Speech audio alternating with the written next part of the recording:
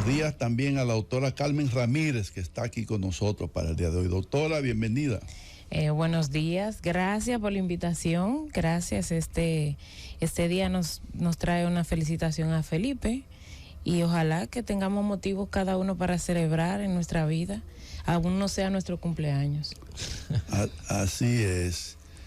Roberto, doctora y amigas oyentes, el tema que tenemos hoy va a ser un conversatorio aquí con nuestra colega, la doctora Carmen Ramírez, con Roberto, psicólogo.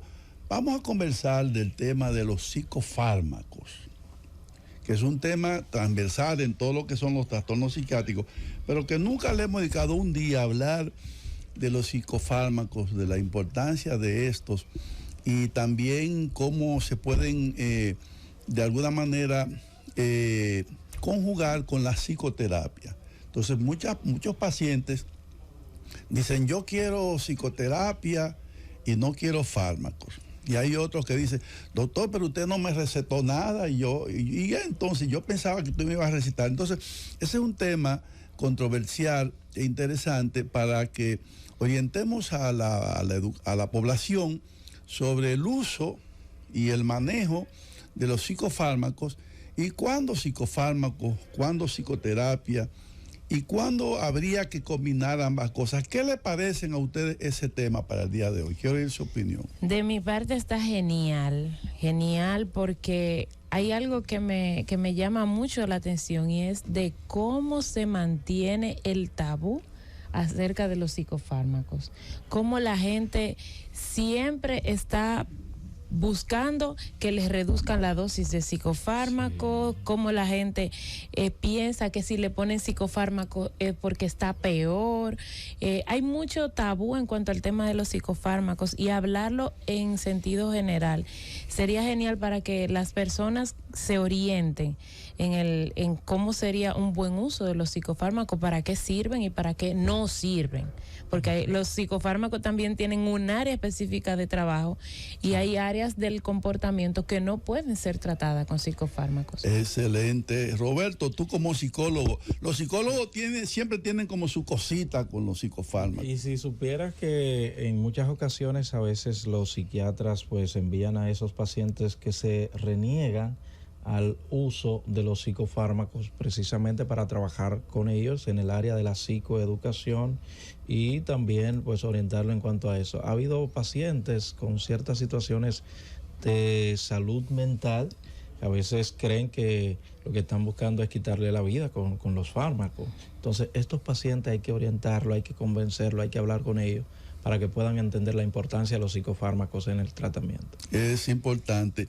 Mira, el doctor Larry Gómez, que dirige un grupo de psicólogos, unos 50 y pico de psicólogos que están haciendo una maestría en la UAS, me invitó a mí a que le diera un curso a ellos, psicofarmacología para psicólogos.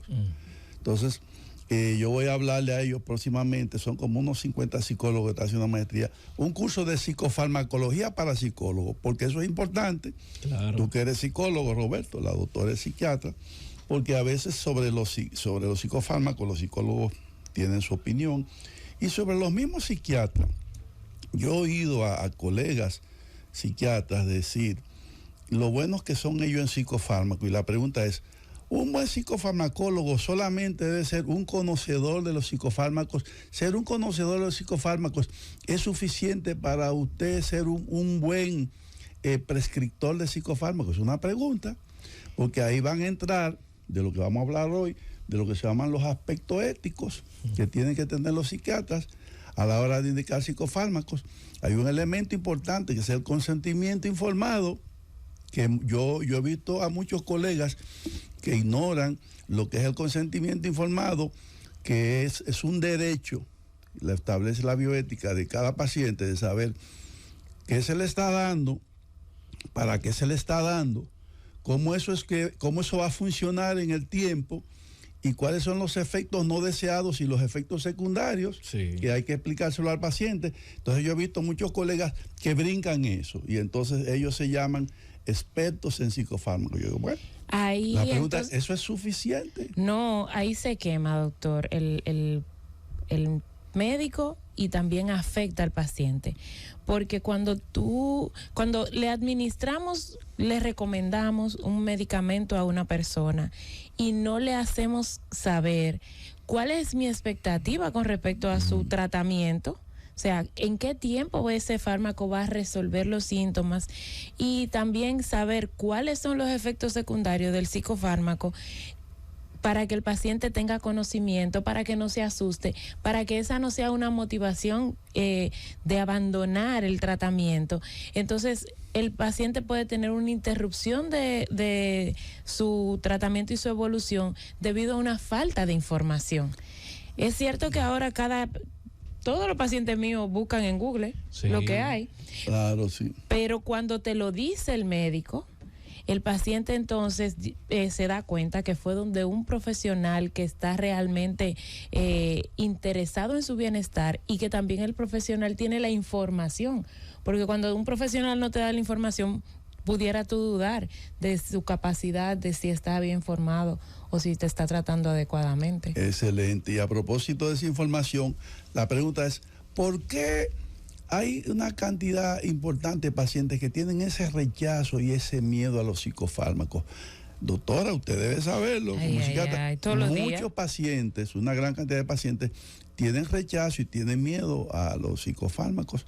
¿Por qué? ¿Por qué ese miedo a los psicofármacos? Yo lo evaluaría por muchísimas razones. Primero, el ser humano le gusta estar bien. O sea, a mí me gustaría no portar estos lentes que tengo para poder ver bien. Entonces, tener que acudir a un medicamento significa que necesito algo para mi bienestar. Eso es como lesionar mi estima personal. Segundo, la psicofarmacología es reciente, doctor. Tenemos psicofármacos desde los años 50, más o menos. Sí, de los 50 comenzó con la clorpromacina. Con la clorpromacina. Sí, entonces, Jean Delay en Francia y Deniker, así es. Y entonces en los inicios, las ciencias que están iniciando tienen varios errores, y nuestros psicofármacos en sus inicios tenían muchos efectos secundarios. Eso, qué bueno que lo ha dicho. En sus inicios, los psicofármacos tenían muchos efectos secundarios. Háblenos un poquito, doctora Ramírez, de esos efectos secundarios, se llaman efectos no deseados, que nuestros psicofármacos tenían al inicio. Yo soy de la primera promoción de residente de psiquiatría, y esos efectos... Usted lo veía todos. Usted ya lo ha dicho, ahí uno los veía todos. Mire, esos efectos secundarios, esos efectos extrapiramidales, esa distonía de torsión, ese síndrome de Rabi, todo eso uno lo veía ahí. Todo eso que el doctor dijo se traduce de la siguiente manera. Las personas se sienten, hay un síntoma que es para todos los psicofármacos prácticamente, que la gente se siente asueñada, embobada. Somnolencia, sedada. Las personas dicen como un zombie. Alelao, dicen en el lenguaje popular. Estoy como alelao. Sí, endrogado. Sí. Entonces, ese efecto secundario es muy... pertenece a muchos psicofármacos, a los inicios de casi todos los tratamientos. Y están las distonías y los efectos extrapiramidales. Esa distonía de torsión, eso eran cosas extravagantes cuando uno veía a esos pobres pacientes retorcerse de esa manera. Por el efecto de un medicamento. Estamos hablando de los primeros psicofármacos, atención, antipsicóticos de primera generación. Haloperidol. Los antipsicóticos de hoy no producen esos efectos secundarios. Muy poco y muy leves. Entonces, una incapacidad para tú tener flexibilidad en tu cuerpo, caminan así, con rigidez. Camino en rueda dentada, como los parkinsonianos. Sí. Así. Pues, temblores, cialorrea, mucha salivación. Algunas veces tenían galactorrea, salida de leche a través de las mamas, sean hembras o varones, estén embarazadas o no estén embarazadas. Entonces hay alteraciones del ciclo menstrual, ciclos anovulatorios, infertilidad. Entonces, esos psicofármacos tenían muchos efectos secundarios feos, muy feos y muy molestos. Y aparatosos. Claro. Aparatosos. En la emergencia he visto pacientes que llegan entendiendo que ya se van a morir, y madres o familiares acompañando a su paciente entendiendo que ya se iban a morir. Con beneplácito se puede saber que esos eran aparatosos, pero no eran mortíferos ni tan dañinos para la salud. Y además eran muy efectivos para la psicosis. Sí. Eso es de primera generación. El haloperidol ¿Todavía se usa? Todavía sigue siendo, es un antipsicótico típico de primera generación, pero sigue siendo súper efectivo, sobre todo mejor para los síntomas positivos. El mejor. Que son las alucinaciones, los delirios, la agitación psicomotriz, etcétera. Hay algo que siempre los médicos, y más ustedes los psiquiatras, que le solicitan al paciente que cuando vaya a consulta vaya con un familiar, porque a veces se le indican las medicaciones de una manera y ellos lo hacen de otra manera, y eso sí también puede producir ciertos efectos secundarios un poquito más significativos, y entienden que solamente la medicación fue que le produjo eso, pero es por no manejar correctamente también el fármaco. Claro, y a veces las enfermedades mentales o los mismos psicofármacos producen alteraciones de la atención, sí, de la memoria, de la orientación, de la ejecución, que son funciones mentales cerebrales normales, y que esas alteraciones pueden interrumpir el tratamiento en sí misma. O sea, yo puedo pensar, a cualquiera le puede pasar, que pensó que no se ha bebido la pastilla y se beba una nueva dosis, o que pensó que ya se la tomó y se salte una dosis. Por eso es muy importante que vayan acompañados de familiares, y además el paciente es el paciente identificado. Al paciente que va al psiquiatra es el paciente identificado. Entendemos que hay una familia completa que está sufriendo, y mientras más la familia se incluya en el tratamiento, va a ser mejor para el paciente. Bueno, Roberto, tú tocaste, y la doctora te siguió en esa misma línea, el papel de la familia en el uso y en el manejo de la indicación psicofarmacológica para ese paciente. La doctora Carmen Ramírez ha dicho con mucha propiedad, el paciente identificado. En terapia de familia le llamamos el PI. La gente dice, ¿cómo? ¿Qué quiere decir eso del paciente identificado? Doctora, explíquenos un poco eso del qué es el por qué paciente identificado PI, y por qué no un paciente simple y llanamente. Bueno, en terapia de familia y en esta área de salud mental, nosotros identificamos que hay factores que generan el estrés necesario para que se exprese la enfermedad. Y en esos factores muchas veces hay un estrés familiar. Muchas veces es una paciente, una chica o un chico que fue abusado por un hermano mayor, por un tío, por un padre, por una madre. Entendemos que muchas veces también hay un paciente con depresión, pero es hijo de una mamá alcohólica, de un papá jugador. A veces entre los mismos hermanos hay bullying o hay preferencia, y se entiende que el sistema familiar está enfermo, y por eso permitió que se expresara la enfermedad en uno de los miembros de la familia. Muy bien. De manera que lo mejor, la mejor forma de tratar a un paciente sería tratar a ese paciente, pero mandar a terapia familiar a revisar cuáles son esos condicionantes, esos estresores que se pueden modificar desde la familia para que la familia sea saludable y para que el paciente se recupere mejor. Y por si aparece otro. Qué Interesante. Otro. Miren, doctora Carmen Ramírez y Roberto, en los años 50, cuando se comenzó a estudiar la terapia familiar junto con los tratamientos psiquiátricos, se veía que algunos pacientes hospitalizados se les trataba con los antipsicóticos, y ellos respondían muy bien a los síntomas positivos, las alucinaciones, y se mejoraban, pero se veía que los síntomas afectivos, como son el aplanamiento afectado, la indiferencia, la apatía, la bulia, el paciente no respondía. Entonces, los médicos de aquel entonces, estamos hablando de los años 50, decían, eso es por la falta de la familia. Bien. Y entonces, cuando a ese paciente se le daba de alta, iba a su casa, entonces se pensaba que ya esos efectos negativos iban a mejorar. Pero era lo peor, no solamente no mejoraban, sino que los efectos positivos volvían y recaían. Entonces, en ese momento se comenzó a estudiar el rol que la familia tenía en las recaídas de los pacientes depresivos, psicóticos y bipolares. Y se vio que cuando en la familia hay un ambiente hostil, exigente, crítico, y oigan esto, o sobreinvolucrado, que es lo contrario, aquella familia exigente y crítica, uno como que lo entiende, pero entonces esas mamás que son tan salvadoras y que se meten en todo en la vida de ese paciente, porque el pobre y la pobre que está enfermo se sobreinvolucran, se vio que esos 4 factores eran los factores que llevaban al paciente a la recaída. Sí. Entonces se vio que si se sacaba ese paciente de esa familia y se llevaba a un ambiente donde no había hostilidad, crítica, niveles de exigencia muy altos y sobre involucramiento, los pacientes no recaían. ¡Wow! ¡Qué interesante! Magia.